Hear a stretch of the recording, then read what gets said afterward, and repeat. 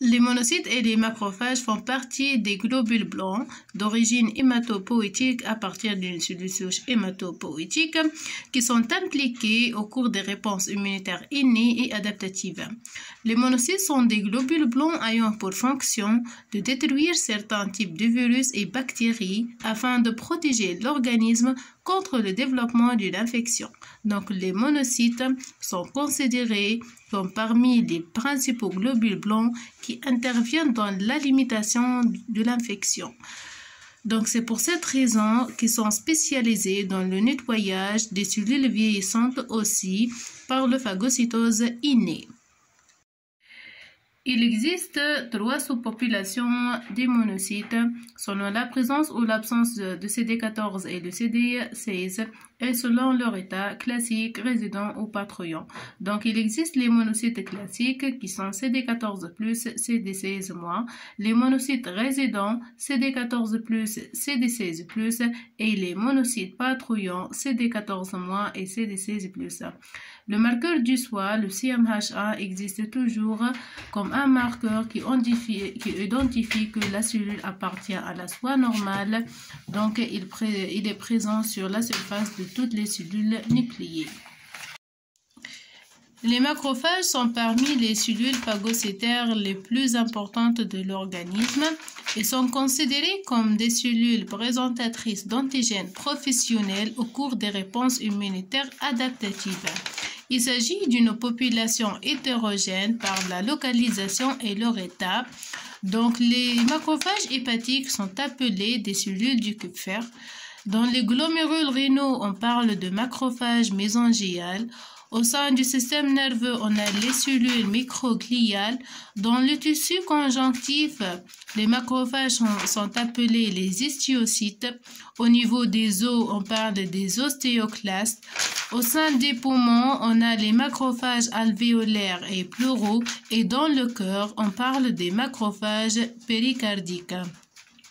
3 états sont possibles, soit résidents, inflammatoires activés, tels que les macrophages résidents et circulants des tissus lymphoïdes, spléniques et ganglionnaires. Les macrophages sont obtenus à partir des macrophages immatures qui ne présentent pas le CMH2, appelés aussi les monocytes circulants. Donc, les monocytes circulants qui pénètrent les tissus périphériques lisés ou inflammés, au sein desquels il faut se différencier en différents types de macrophages résidents M1 ou M2. Ce sont des macrophages matures qui présentent le CMH2 à leur surface. La différenciation des macrophages immatures, c'est-à-dire les monocytes circulants, aux macrophages matures du type M1 ou M2 dépend de la sous-population de monocytes circulants d'origine et du type de l'activation et de micro-environnements cytokiniques comme les interférons et les interleukines et le micro-environnement cellulaire avoisinant. La différenciation des macrophages immatures aux macrophages du type M1 se fait par l'intermédiaire des stimuli bactériens comme les lipopolysaccharides, les interférons gamma et le facteur de nécrose tumorale alpha, écrit ici TNF-alpha. Tandis que la différenciation de macrophages immatures aux macrophages matures M2 se fait par l'intervention de différents types d'interleukines comme l'interleukine 4, l'interleukine 10, l'interleukine 13 et les complexes humains formés par l'association antigène-anticorps.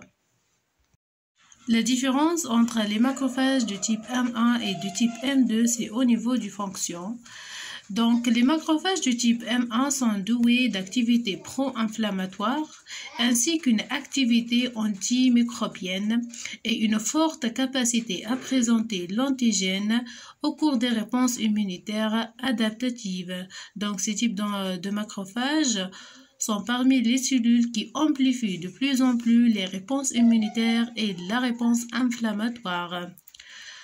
Tandis que les macrophages du type M2 qui présentent 3 sous-populations M2A, M2B et M2C sont impliqués dans les réponses anti-inflammatoires, la cicatrisation, l'immunorégulation et le processus d'angiogenèse et de réparation tissulaire, mais encore le remodelage de la matrice.